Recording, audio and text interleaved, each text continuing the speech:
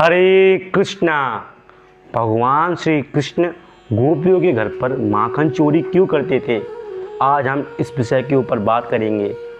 भगवान श्री कृष्ण गोपियों के घर पर माखन चोरी अपनी नटखटता के साथ, अपने गोपकाओं के साथ करते थे, पर इसके पीछे का गूढ़ सिद्धांत क्या कहता है, वेदों में क्या बताया गया है।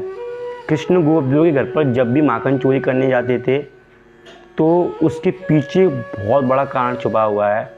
गोपियाँ चाहती थीं कि स्वयं भगवान श्याम सुंदर हमारे घर पर माखन चोरी करने आए, इसीलिए वो अपने मटके में माखन ऊपर रखती थी, जिससे हमको कृष्ण का सुंदर स्वरूप देखने को मिल सके।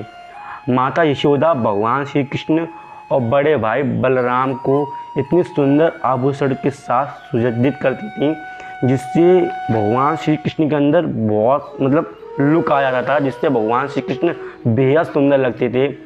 जब भी गोपियों के घर पर भगवान श्री कृष्ण और बलराम माखन चोरी करने जाते थे तो ऐसा लगता था मानो कि सूर्य उदय हो गया हो। जो भगवान श्री कृष्ण के जो आभूषण थे उनकी कांति एक सूर्य के रोशनी के भांति थी। जब भी कृष्ण गोपियों के घर में माखन चोरी करने के लिए अंदर जाते थे तो एकदम मानो कि सूर्य ने अंदर उजाला कर दिया हो, इतनी कृष्ण के आभूषणों में कांति थी। और जब भी बलराम भी जाते थे तो कृष्ण के साथ माखन चोरी करते थे। तो गोपियाँ क्यों कृष्ण के लिए माखन क्यों रखती थी, क्योंकि कृष्ण से गोपियाँ प्रेम करती थी। और कुछ लोग कहते हैं कि गोपी का अर्थ क्या होता है, गोपी भाव क्या है। गोपी भाव का अर्थ ये नहीं है कि साड़ियाँ पहन ली और हमने श्रृंगार कर लिया और कृष्ण के प्रेम में नाच रहे हैं, इसे गोपी भाव नहीं कहते।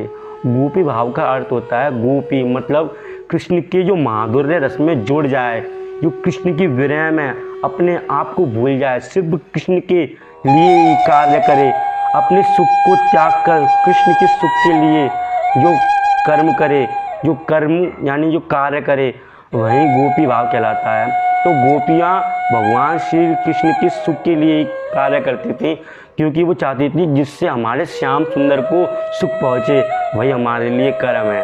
इसलिए गोपियाँ भगवान श्री कृष्ण के लिए माखन चोरी माखन रखती थी, जिससे भगवान श्री कृष्ण के घर पर आए और स्वयं माखन चोरी करके ले आए, जिसके कारण कृष्ण का जो सुंदर स्वरूप है वो गोपियाँ कृष्ण के रूप को देख सके। तो माता यशोदा जब भगवान श्री कृष्ण जो नंद बाबा थे उनके पास 9 लाख गायें थीं, तो माता यशोदा ने कृष्ण से कहा, गोपियों ने कहा कृष्ण से, हम तुम्हारे घर पर जाएंगे कृष्ण, और माता यशोदा से कहेंगे कि देखो कृष्ण हमारे घर पर माखन चोरी करते हैं।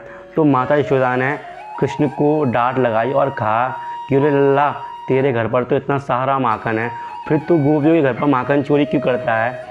तो कृष्ण ने कहा, मैया मैं गोपियों के घर पर चोरी इसलिए करता हूँ क्योंकि जो घर पर माखन है उसे चुराने में उसे खाने में जो आनंद नहीं है वो चुराने में आनंद है। क्योंकि गोपियाँ मेरा इंतज़ार करती हैं कि कब मैं उनके घर पर जाऊँ और उनका माखन चोरी कर खाऊँ।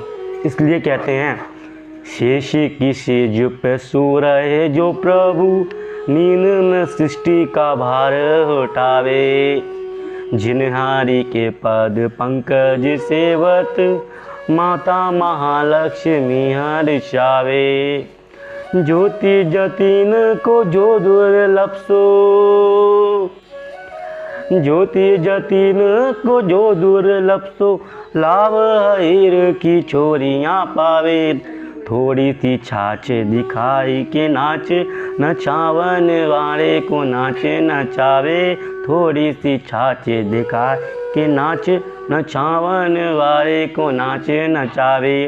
गोपियाँ कृष्ण से कहती थी, पहले लल्ला तुम हमारे लिए नाचो तो हम तुमको माखन देंगे। तो वो कृष्ण माखन के प्रेम के कारण गोपियों के प्रेम के वश में होकर नाचते थे।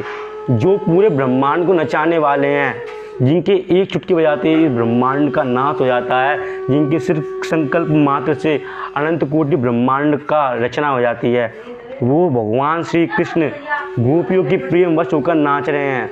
जो कृष्ण जिनकी पूजा आराधना नारद मुनि, भगवान शिव जिन पर ध्यान लगाते हैं, और योगी लोग जिनको पकड़ भी नहीं पाते हैं, तो समझो वो कृष्ण गोपियों के प्रेम वश होकर उनके प्रेम के लिए छाछ पर नाच रहे हैं। क्यों?